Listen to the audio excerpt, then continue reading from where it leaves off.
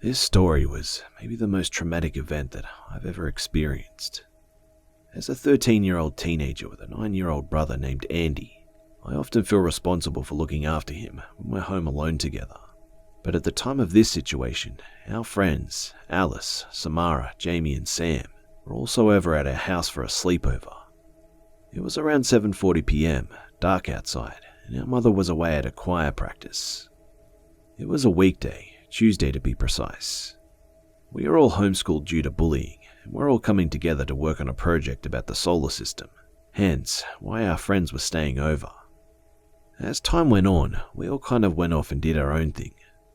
Sam and Jamie were playing with their pets while Samara and Alice were watching some funny animal videos on YouTube. Andy was having a dance to his music and I was sat at a corner top writing a fan fiction. This went on for a long time and my mother still wasn't home. I put my laptop down and I noticed something kind of strange out of the window. I saw a van with tinted windows and scratches all over it. It looked like it had been keyed. I brushed it off thinking that it was someone waiting for a relative or friend nearby, and I grabbed my iPhone to check Instagram. Until I got a message from an unknown number. "Hi" was all it read. I quickly deleted it before my friends could see because I sometimes let them play on my phone. I put it down and walked towards the restroom until it buzzed again. Alice and Samara were sitting on the couch and they peered over at it. "Who's that?" Samara asked. I picked it up and got rid of it. It said, "How are you? I'm feeling good." I quietly responded, "I'm not sure," turning it on silent. Andy, Jamie and Sam didn't hear our conversation, thankfully. About 10 minutes later, I got another notification, this time silent. I grabbed my phone and read the text. "I think you're really pretty," is what I saw. By now, I was kind of freaking out. I told my friends what had been happening. Jamie placed the blame quickly on Andy, who was known for being quite naughty at times. Except, he didn't own a phone. I then decided to look out the window again. The wrecked van was still there, but now a tall shadowy figure was standing outside at the front of the vehicle. My friends sat down on the couch and were watching me. "Close the blinds, he might go away," Sam suggested to me. I did what he said, but it didn't change anything. Trying to forget about it, we put on a Disney movie. We were getting to the plot when Samara quickly paused it. "Did you hear something?" she asked. "I thought I heard knocking," she added. I swiftly got up from my chair and wandered over to the door locking it and instructed my friends to close all blinds and check the other doors. By now, everything was bolted off and I decided to have a look through the peephole of my door. I saw a man wearing a tight boiler suit and a tattered pig mask. I backed up and tripped over Jupiter, Jamie's cat. "What is it?" Alice looked at me with a worried look. I told the guys what I saw and Andy had a look too. "What the hell?" he whispered. At this point, I reckon this was the dude who was texting me earlier. I was terrified. If my mum came home, she would probably get murdered. I grabbed my phone and began dialing the police.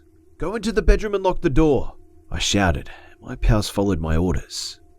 As I ran up to the door with my cold screen pressed against my ear, I got another text. It said, "You have a perky bum. I want to touch it." I began to tear up at this point, fearing for my life. Before the operator picked up, I yelled out at this pig-faced fuckwit. "Listen, dickhole, I'm calling the cops on your stupid fat ass." At this threat, he spun around and dashed straight to his van and he drove away. I told the police everything, and my mother as well, as soon as she came home. I told my buddies it was safe to come out now. Unfortunately, the police were never able to find this guy. No evidence was left of this person, and thankfully, nobody got hurt. But this one thing in particular scares me more than anything. He could be anywhere right now.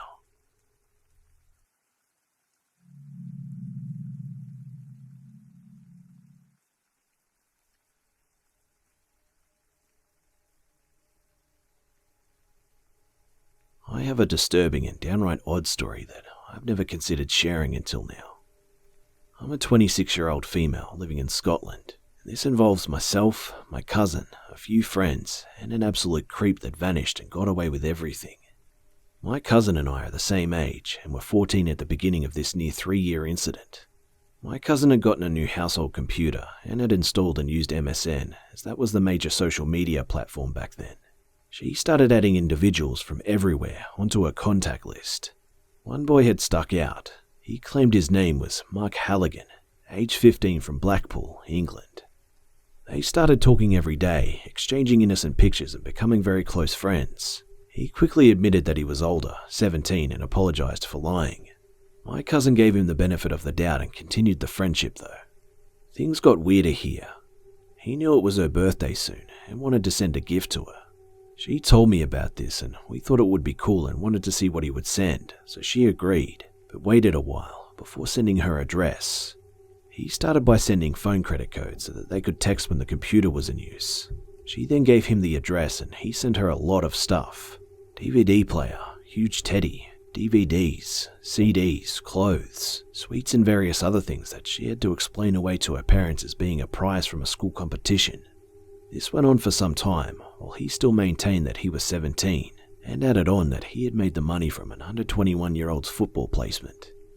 Things escalated when he wanted to come and meet her. She told me she was going to meet him and she was taking her friend with her to be safe, and she was really excited. While making arrangements, he planned to take the train to Scotland, but of course, the day before he was due to come, he admitted that he was 21 and had a car and a job. She was 15 and thought it was appealing and still went through with it though.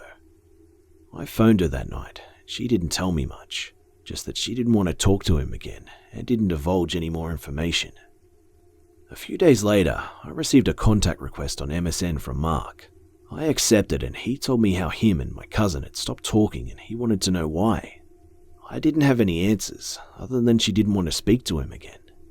We started to become very good friends. He was starting to act the same way with me, sending phone credits so that I could text him every day. I found him to be really funny and a nice person. I told my cousin that we had been talking and she asked me not to speak to him again and didn't tell me why. No explanation at all. That night I told Mark what my cousin had asked me to do and he asked me to call to sort things out.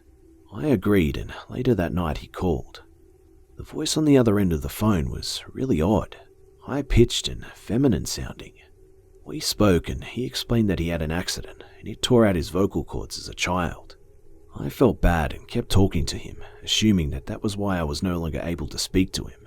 Maybe that's what scared off my cousin. Soon after, I got a call from my cousin who told me that a large package had been sent to her house addressed to me. I went around to her house to get it. We both opened it. It was band t-shirts, CDs, new Converse, books, an iPod, and money. I couldn't believe it. I wasn't sending it back though. At that age, getting all that stuff for free was amazing.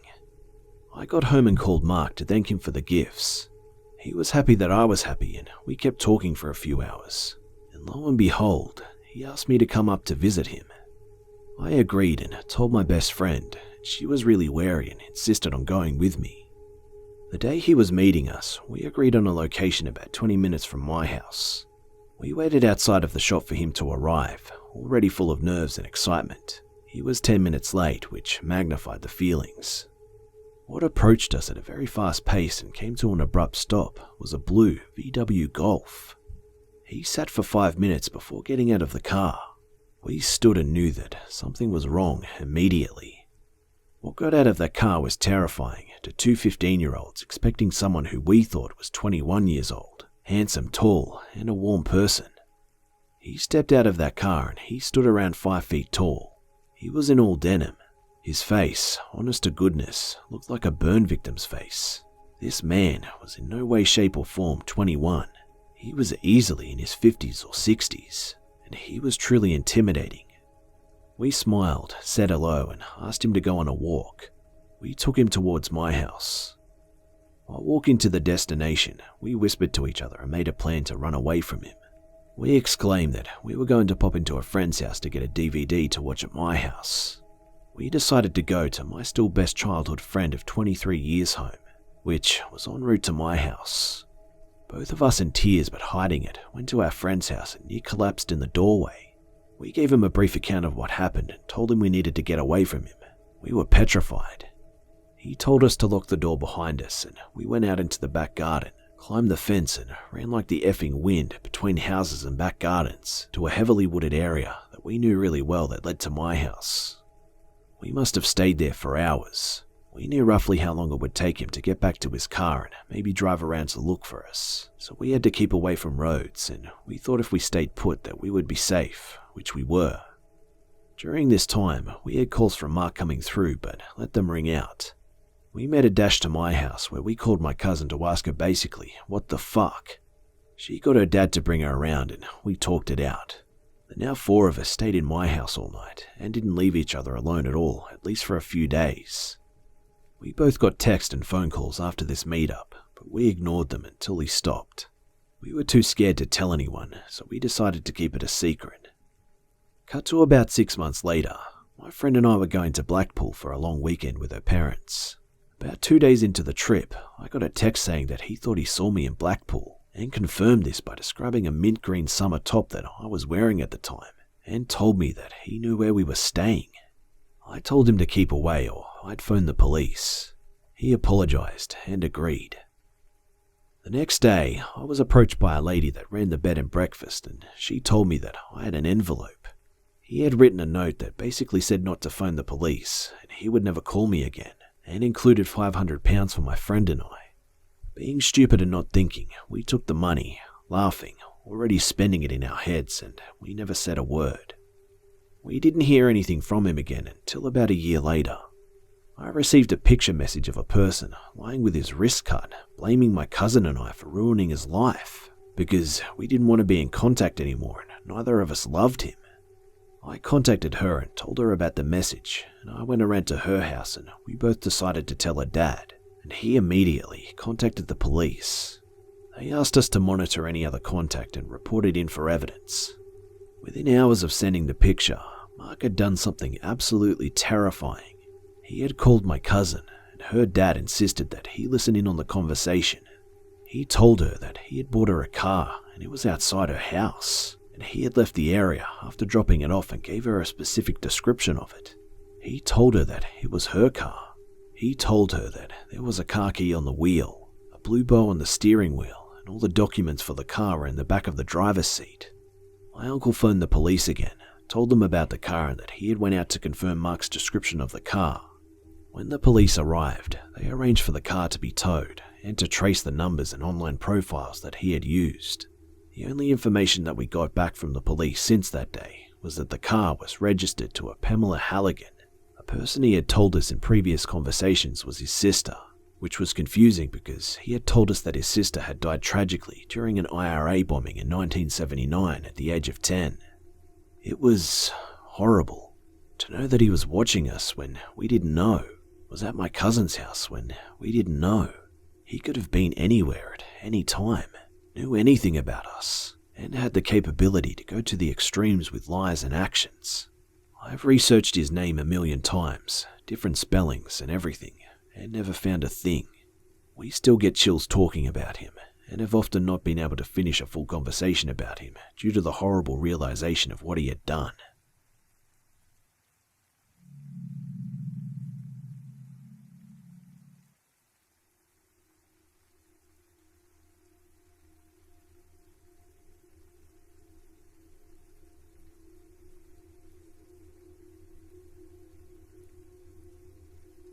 I'm an expat, and at the time of this incident, I had been living and teaching English in Beijing, China for a few years, so I felt pretty comfortable.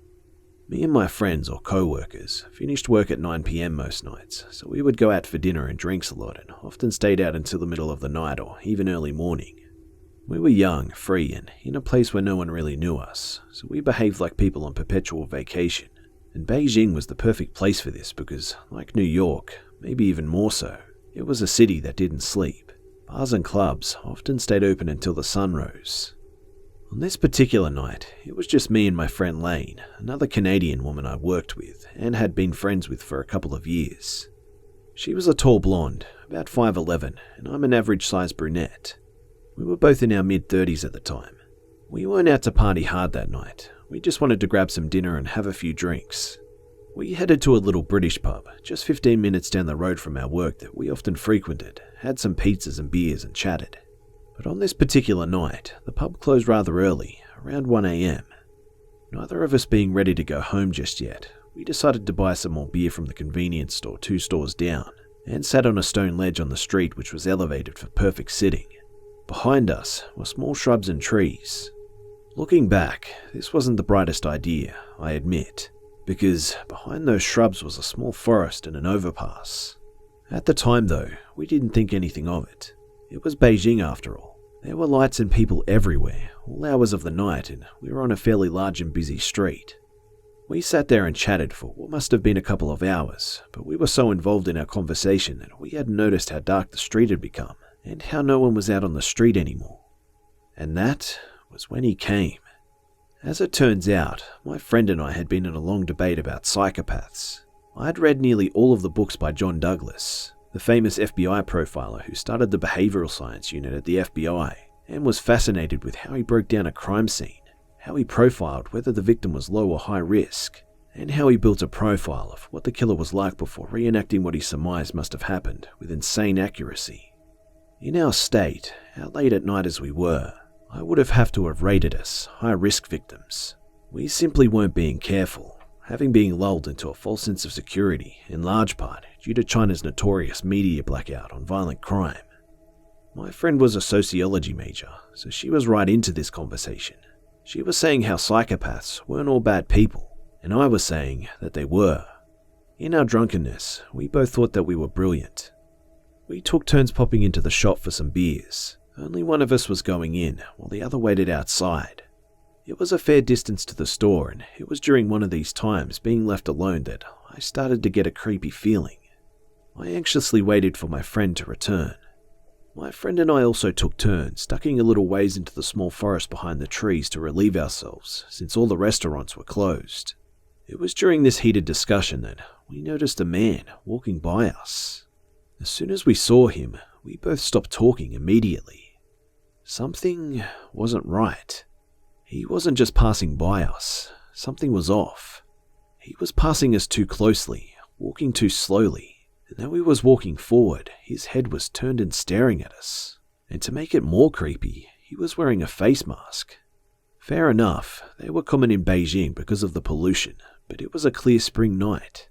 We stared back at him, watching him as he continued down the street, but we didn't say anything.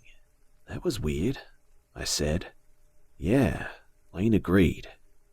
Anyway, we started back up with our conversation about psychopaths. Then, seemingly out of nowhere, the strange guy was back again, this time walking towards us from the front. Again, he was walking slowly, staring at us, only his eyes visible because of his mask and black hoodie. Normally people look away when you look back at them, but this guy, he didn't. He just stared at us as he passed by, walking closer to us than before. Again, Lane and I immediately stopped talking and just stared back at him. I think we said something, but I can't remember exactly. Something along the lines of hello or something. But he didn't say anything. This time after he passed us, past the stone spot where we were sitting in the shrubs behind us, he had gotten our attention. We talked amongst ourselves about how he was a little strange, and while we were talking, he returned, coming back from behind, closer, slower, staring. I'm sure we said a few other things, probably along the lines of, "Can I help you?" and "hello." But he didn't answer. He disappeared out of sight, and we started talking about him again, confirming the things about him that weren't right. His mask, his reappearance, the way he was staring at us. Looking back, we should have gotten the hint then, if not before, and gotten out of there. But our senses were dulled from the drink, and it was the first warm spring night after a long and cold winter. We still didn't want to leave. We were still talking about him when he returned, again seemingly out of nowhere. But this time, he didn't pass by us. He stood right in front of us, staring, eyes moving back and forth from me to Lane, just staring. It was then that I finally realized something was very wrong with this guy. It was then that I really realized how dark and late it was, and how totally alone we were on this street in the middle of the night. He was dressed in blue jeans and a black hoodie, the top hood pulled up over his head, hiding his hair and a good portion of his forehead. The white air mask was covering his face from the top of his nose down, so all that was visible were his eyes, which didn't look like full Chinese eyes. More wide, oval and open, like the eyes of the Chinese from the western provinces. When I told the people the story later, they didn't think it was very scary. I think it's because there's no way to explain the look in his eyes, or the way I just knew his hands were wrapped around a knife in the front pouch pocket of his hoodie. I knew it suddenly, and in an instant. We had been talking to him while he stood motionless in front of us. In English and in Chinese, we were asking him if we could help him and saying hello, but got no verbal response. He just kept looking at us, looking at me, then at Lane, then back at me again. And in that moment, I could tell exactly what he was thinking. I could read clear as day the thoughts running through his mind. He wanted to kill us, but he was confused and a little nervous because we were foreigners, and foreigners who spoke English. Confused because my friend Lane was nearly 6 feet tall, and he wasn't sure if he could take us both. I read his thoughts so visibly because they were in his eyes. That may seem crazy, or as if my imagination was getting the best of me, but all I could think about after this happened was all the books and true crime stories I'd watched and read, and the accounts from the victims that survived about the look in their eyes and how they just knew. I'm convinced it's something you have to experience yourself to fully comprehend. I knew he was standing there, deciding if and how he was going to go through with it, but he was confused. "Let's go," I said, standing up suddenly and putting my beer on the stone block. Lane instantly stood up with me, and we started quickly walking up the street. I didn't look behind me, but Lane did, because she said, "Oh shit, he's following us. Amanda, look, he's following us." I looked back quickly. "Run," I said. We broke out into a full run. "Cross the street," Lane yelled from behind me. "No," I said. "Keep running toward the light of the store. It's all trees and dark across the street." We now stood a fair distance down the street in front of the store, feeling more secure in the bright lights, secure enough to have stopped running. I looked back. He had stopped following us, but the really creepy part was that he had returned to the spot where we had been sitting, and he was pacing in circles there, angrily berating himself for having missed his chance. Thank God a taxi passed by just then, and we flagged it down, hurriedly getting in. "Go, go," we told the driver in Chinese. We had the taxi drop us off at Lane's apartment, just 10 minutes away. I stayed there the rest of the night, but both of us were too shaken to sleep until the sun came up. We spent the next few hours going over everything and comparing notes. The next day we went to work and I told the story to Iris. She was an assistant teacher we worked with. I asked if she could tell me if there was anything in the news in the following days about someone having been killed there, as I was certain that that guy was out that night to kill someone. Iris said her husband was a police officer and she would ask him. The next day, Iris told me that there wasn't anything about anyone being murdered, but she said that her husband had told her that there had been a number of violent sexual assaults at the hotel right across the street recently. Over the years, being a single female living the party life abroad, I've had numerous creepy experiences. Flashes, public masturbators, creeps trying to get into my car. I've even had guys chase me into my building once. But this last experience, it didn't just creep me out or scare me. It terrified me. To this day, I'm certain I came face to face with a Son of Sam type. I looked right into the eyes of a monster, of death, and only just escaped. I have finally learned my lesson. We both did. We stayed in groups from then on, made sure the other got all the way home and into their apartment. And now, being in my early 40s and tired of the bar scene, I rarely stay out late anymore anyway. But the thing those previous creeps all had in common was that they said something. The creepiest thing of all about the guy that night was that he didn't say anything. And in his eyes, which I can still see clearly in my mind, even though this happened years ago, he said, "I'm going to kill you."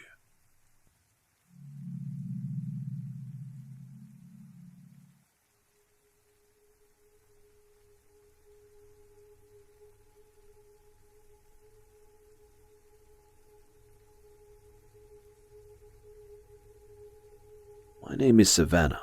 I I am 19 years old. I was 8 years old when this encounter happened to me. I am a very religious person. The Christian faith believes that there are spirits among us, either demons or angels. I don't believe, however, in ghosts, and that people that were once living stay on the earth and haunt people when they die. I didn't really believe in supernatural things at the time, or I just didn't really comprehend it at the time. Living in a small town where nothing really happens, I didn't really think anything scary would happen to me. I don't think any child does. Kids just want to be kids. The day that this happened, I remember it was just any other day for me. I would watch TV, play on the playground that was right across from our house, and just find any possible way to keep myself occupied. I was playing with my friends for a good majority of the day, till around 6 p.m. My mum called me in for dinner. I said my goodbyes for the day with my friends and then went inside for dinner. After dinner, I watched some TV and played with Barbie dolls until it was time for bed. At around 9 p.m, it was time for me to get ready for bed, so I brushed my teeth, got into bed, and then slowly drifted off to sleep. In the middle of the night, I woke up from my sleep because I had to use the bathroom. How our house was set up, it went the living room, my room, the hall, the bathroom, and then my mum's room. My mum's bedroom door has a mirror on it, so you would be able to see your reflection as you were walking down the hall. I got out of bed, awake and well aware of my surroundings. It was easy to find my way into the hall since my mum leaves the light on in the bathroom for me. At that time, I was still kind of afraid of the dark. I started to walk towards the bathroom, but the moment I looked up, I stopped dead in my tracks. In front of me was a figure. It looked like my mum at first, with its dark complexion and her same work outfit on, so I naturally assumed it was her. "Mum?" I called out. It didn't answer me. It just cocked its head to the side and smiled. The moment this figure smiled, I knew immediately that whatever this thing was staring back at me was not my mother. The fact that the figure was visibly transparent didn't make me question what I was seeing. Not until I saw that psychotic smile did I start to panic. It smiled so wide and creepy that I thought if I made any sudden movement it would suddenly be in my face. It had its hands out like it was trying to hug me. With that same smile, it started to glide towards me. I was so creeped out, the only thing I could think to do was run into the living room. I slowly backed up, and then hightailed it into the living room. In this moment, I was so scared. I had thought my mum had gone psycho, and for a moment thought that I was going to have to run to the neighbours. I frantically looked around the room. When my eyes darted to the couch, my chest tightened. There lied my mum, sound asleep on the couch. A chill ran up my spine. The realization that I had just encountered something that wasn't human really scared me. I practically jumped onto the couch and got under the covers. My mum immediately woke up. She tried to get me to go back to my room, but I begged her not to make me go back in there. So she didn't, and I slept on the couch with her that night. I did feel bad because my mum was pregnant with my brother at the time and several months along, and would need as much space as possible, but I was scared out of my mind, and just being near my mum gave me peace of mind. The next morning, when my mum was taking me to school, I told her what I witnessed. She was shocked when I told her, but I could tell that she believed me, and for that, I was grateful. I am more than 100% sure that I encountered an evil spirit that tried to take the shape of my mum. It tried to make me see my mum in a bad light, to make me scared of my own mother. I still remember that creepy smile to this day, and quite frankly, I never want to witness anything like that again.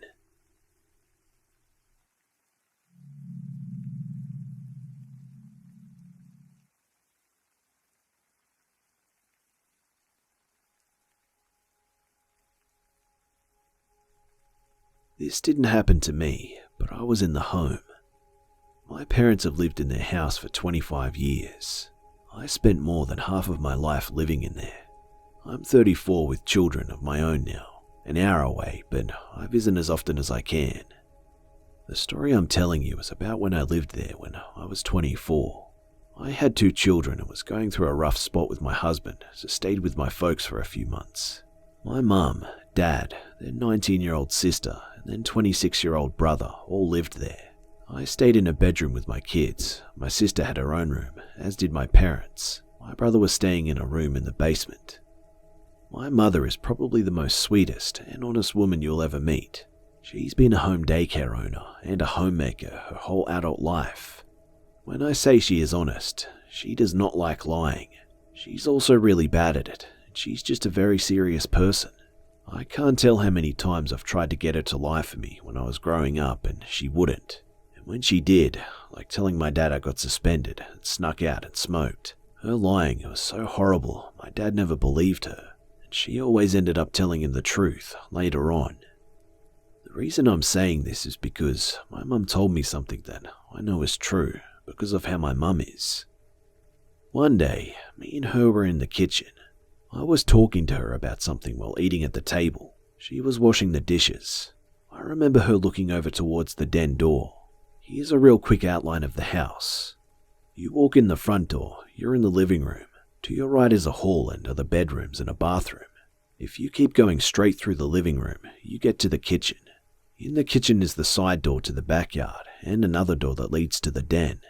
In the den is the back door to the backyard. Also in the den is a staircase heading down the steps to the basement. It's a decent-sized ranch house. Back in the 80s, there was a fire in the den and half the basement. The man who lived there died. He was burned alive. His family ended up rebuilding the den in the basement. The basement was a typical cold basement, hard concrete floors and walls. It had 2 rooms. One we kept the washer and dryer in. The other had a big freezer and a small room, which was my brother's bedroom. So I see my mum looking towards the den. She dropped a glass cup in the sink and kind of just stared. I asked my mum what was wrong. She quickly looked away and said that nothing was wrong. I didn't think anything of it, until a few days later. I came in the house and saw my mum praying on her deceased mother's rosaries. My parents aren't religious. My dad is an atheist and my mum is a Christian but doesn't go to church or read the Bible, and she rarely prays. So to see her praying on my grandmother's rosaries definitely surprised me. Are you okay, Mum? I asked. My mum then smiled and said this. Do you ever see anything in this house? I told her no, and it's true. I've never experienced any paranormal presences in my mum's house. Sure, it has its bumps and creaks, but what older house doesn't? I asked her why. She then told me what had been happening to her. She told me she would smell matches every so often, especially when she went into the den or the basement. No one smokes in the house. We aren't big on candles, so it was kind of weird. And what she told me next terrified me. She told me she had seen a man with burnt, melted skin. No hair, skin just a glossy red and black. She said that he had like a hunchback, like he walked bending over a bit. She said he was naked, but she saw no genitals. She just felt like it was a man. She told me that she saw him sometimes. She said at first that she thought it was her mind playing tricks. The sightings happened almost immediately after we first moved in. She only saw him a couple of times throughout my childhood and teen years, but recently she had seen him more, and it wasn't just a brief out of the corner of her eye type thing she was used to. He would stand in full view and just look toward her. She said it was probably like a minute, but it felt longer. She didn't know why he was showing himself more. I didn't believe her at first. I was like, yeah, okay, Mum. But she insisted. And then she started crying. I had no choice but to believe her. She asked me again if I noticed anything strange, and again, I told her no. After my mum told me, I was very uncomfortable. Every time my then 8-month-old would babble or stare off at a wall, I thought she could see him. I began to make plans with my husband for a reconciliation. I believe in the paranormal, although I've never experienced it myself. A few months passed and my mum was still smelling matches, but she had not seen the burn man since that day in the kitchen. I started to forget about it and made my plans to move into a new house with my husband. One night, my 19-year-old sister Megan had her friend Cassie over. I was in my room with my kids. My parents were reading in their bed, and Megan and Cassie were hanging out in Megan's room.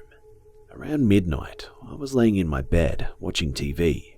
My kids were asleep, and then I heard a scream. This was a scream that turned my blood cold. It sounded horrifying. I jumped out of bed and opened my door around the same time my mum and dad opened theirs. We looked over into Megan's room. Her door was open and we saw Cassie sobbing hysterically, sitting in Megan's lap. They both were on Megan's bed. Megan looked confused. She was stroking Cassie's hair, saying, "What happened? What's wrong?" My dad went back into his room, assuming that it was just girl problems. My mum went into Megan's room to talk to the girls. She shut the door behind her. I went to the kitchen and got a drink, then sat in the living room to wait for my mum. About 20 minutes later, my mum came out of Megan's room, shutting the door behind her. I asked her what had happened. My mum sat next to me and told me this. Cassie was reading a magazine on Megan's bed, laying toward the foot. The position she was in, if she looked up, she was looking out into the hallway because Megan's door had been open. So, she did just that. She happened to look up at the hallway. She said that she saw a bloody-looking, melted bald man dragging himself down the hallway. He was using his arms to pull his body and his legs down the hall. His legs and torso were dragging as he made his way towards Megan's room. Cassie then screamed and jumped into Megan's lap. Megan saw nothing. Megan was very skeptical and laughed at Cassie, but she swore on her mother, who had recently passed away, that it happened. I remember the goosebumps I got after I heard that. I did not even want to look at the hall. Megan's door opened, and out came a swollen eyes, tear-stained faced Cassie with her coat and her backpack. She and Megan left. I assumed that Megan took her home. I never saw Cassie again, and she refused to ever come back over. And that was it. I ended up moving a month later, and my mum said that she never saw the burned man again. But what made me tell this story was last week. I went to my parents to visit, and it was just my brother there. Out of the blue, he says, "Amy, you're going to think I'm crazy, but I think there's something in the basement. I keep seeing flashes of red out of the corner of my eye." So as of right now, I told my mum what my brother said, and those two are sharing their stories. My plan is to do some investigating on the house and the previous owner who died in the fire there. I wonder what he wants, why he only shows himself to certain people. Why does he do it so sporadically?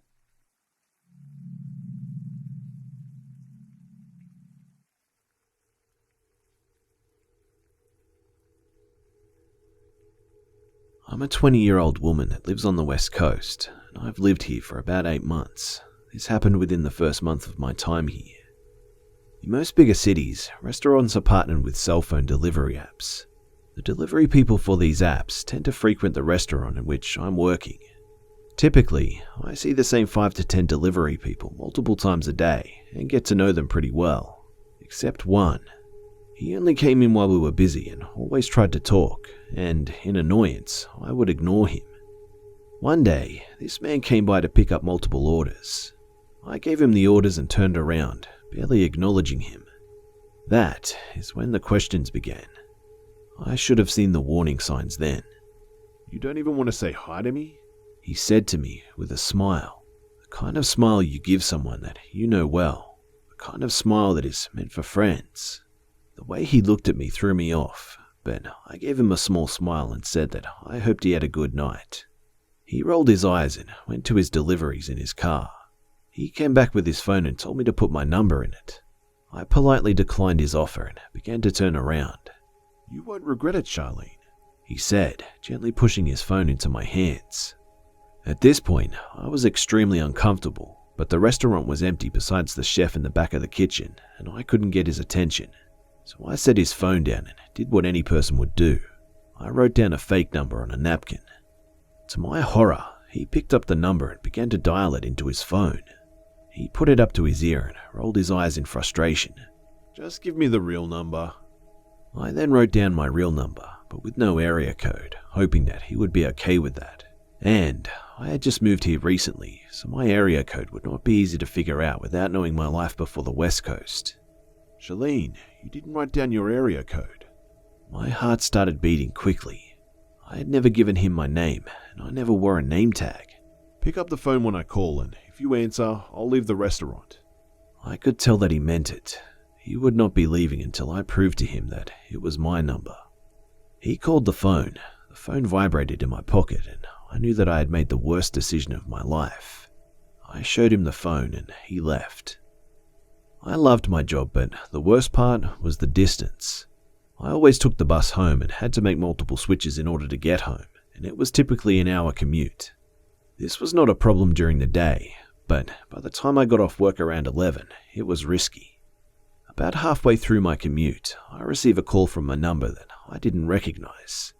I answered out of curiosity, and partly because I thought it was someone asking me to cover their shift for the next day. But the voice said, "Oh babe, you didn't have to take the bus home. I would have driven you home. Someone as pretty as you should never have to do that. What are you doing tonight? Want to come over? My friends are with me. We could come to your place." I quickly hung up the phone. When the bus reached the stop about a block from my home, I was lucky enough to see that my neighbor had been sitting near the front of the bus and was able to walk with him back to our apartment building. For the next 2 weeks, I got 10 calls a day and about 15 texts, all of which were increasingly strange. Most of them were just about how pretty he thought I was, but then they began to make me fearful. He began to offer me money and tell me that he could find me a better job suited for a girl like me. He started coming in more for deliveries, and finally, I told my boss what was happening. The next time he came in, my boss pulled him aside and warned him that behavior like this was not okay, and that if he did it again, he would report him to the delivery company that he was working for. He stopped for about a month. At this point, I had picked up a morning job too, and would begin walking to work around 5:30 a.m. while it was still extremely dark. On this particular morning, I was so paranoid that I didn't turn my music on and was looking for people behind me. And that is when I saw him. He walked up to me as if we were friends and put his arm around my shoulder. Every alarm in my body was telling me to run. "I've been waiting for you. Let me walk you to work. You won't regret it." How did he know that I had gotten another job too? I declined, telling him that I needed to do homework and turned into the cafe that was closest to us. I made them aware of the issue and they allowed me to stay inside until he finally decided to leave the area. And that's when the private calling began. The frequency of the calls began to pick up and he would leave angry messages. In my mind, what I did next was a good idea, but I quickly learned how wrong I was. Next time he called, I answered the phone. When he asked why I never made an effort to talk to him anymore, like I ever did in the first place, I told him that I was gay and that it wasn't anything wrong with him, he just wasn't my type. Just give me a chance. I can change you. You've just never had a man treat you right. You won't regret it." Things stopped for a while. There was a text here and there, but about a month ago, I began to get weird comments on my Instagram posts. Things like, "Wow, so beautiful. There are so many things I would do to you. Stop ignoring me. I'm trying to treat you right." And many other comments of this nature. I blocked him and he would make a new one. He would then call me again a few times and leave a few long messages that I would always try to ignore. I stopped taking the bus and I made sure everyone between my friends and family were aware of the situation, just in case anything happened to me. Then, on Valentine's Day, he showed up again at 3 a.m. outside of my window. I woke up to my name being screamed outside of my window. I live on a busy street and my bedroom has large windows. I had them open because of how beautiful the night had been before I fell asleep. I turned over without lifting my head as I knew that he would never be able to see me. About every 5 minutes he would scream my name and say that he could see me and that he knew I was there. He told me to come down and talk to him. And right before he left, he said one more thing that I almost didn't hear. "You won't regret it."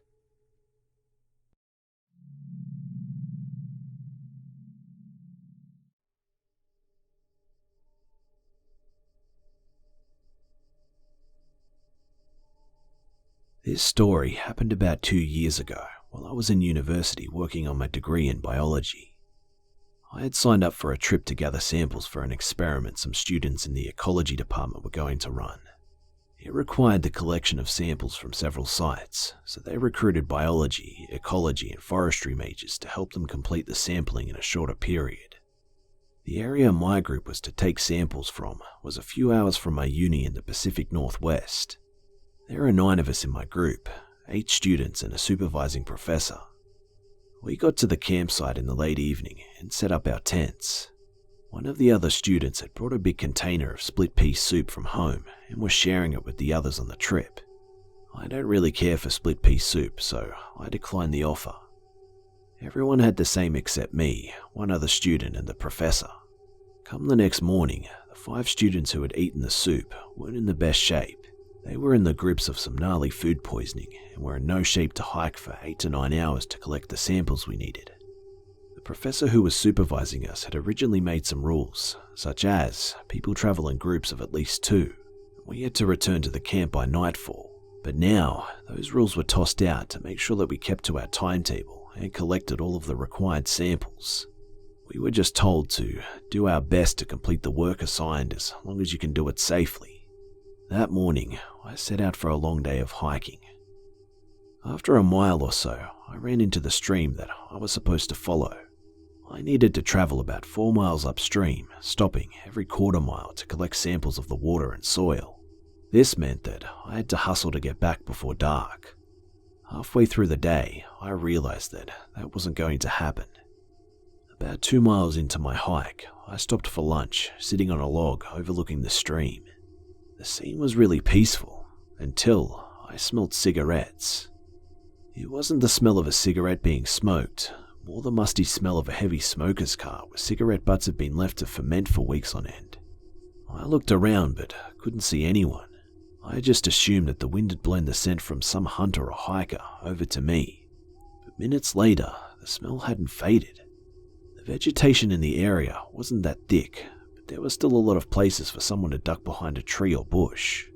I was unnerved that someone was apparently staying close enough to me for me to smell them for this long without so much as a word.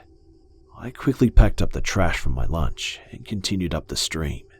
The musty cigarette smell went away for the next few hours. It wasn't until I arrived at the last sample location late into dusk that I smelt it again. The woods were getting really dim by this point. Looking back on it, it was a really stupid idea to stay out so late, as just hiking back to camp in the dark would be pretty dangerous, even without a cigarette-smoking stalker.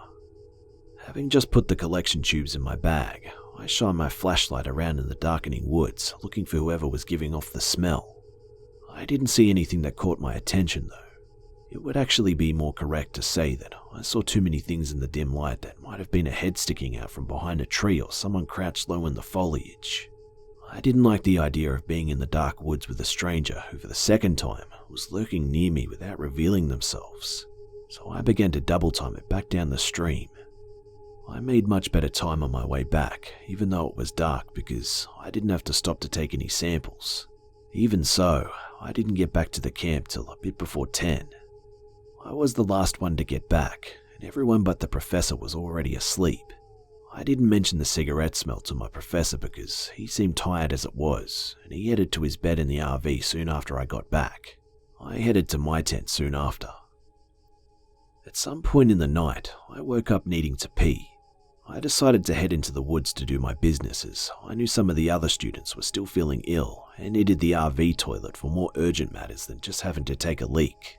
I walked about 100 feet into the woods, found a tree and did what I needed to do. As I turned to go back to the camp, something caught my eye. Somewhere off in the woods, there was a tiny red glow. I was confused as to what it was until it flared momentarily, and I realized that it was the cherry of a cigarette. I stood there for a while, watching the red ember glow fade, then move slightly closer to the ground as whoever was smoking would take it out of their mouth. Not being able to see the person, I assumed that they were watching the camp. I didn't know if they'd see me make my way into the woods or not, as the fire had been doused and the moon was only half full, so there wasn't very much light. I made my way slowly back to the camp as quietly as I could and entered the RV to wake up the professor. I told him about the person smoking in the woods and about the smell of cigarettes earlier that day. However, when we got outside the RV, the ember from the cigarette was gone. My professor woke the other student who hadn't come down with food poisoning. We took turns watching over the camp. I didn't see or smell anything else when I was on guard duty and went to sleep when the professor woke up for his turn. In the morning, the professor, the other student and I went to where I guessed the smoker had been standing the night before, and sure enough, we found about 10 cigarette butts on the ground next to a tree. The tree itself looked like someone had been twisting and stabbing a knife or other sharp object into it, as the bark and outer layers of the wood had been damaged and chipped away. The professor decided that the group should head back that day, even though we hadn't collected all of the samples we were assigned to be on the safe side with. We packed up the camp and drove down the thin dirt trail without incident. The second we got onto the paved highway though, a white panelled van pulled out of the clearing just off the shoulder and began following us. This van stayed behind us all the way back, pulling off the highway when we did, taking the same surface streets that we did, and only stopped following us when we turned onto the road leading to our university campus. Everyone was freaked out by this, but it was around 9 at night on a weekend, so the security office on campus was closed.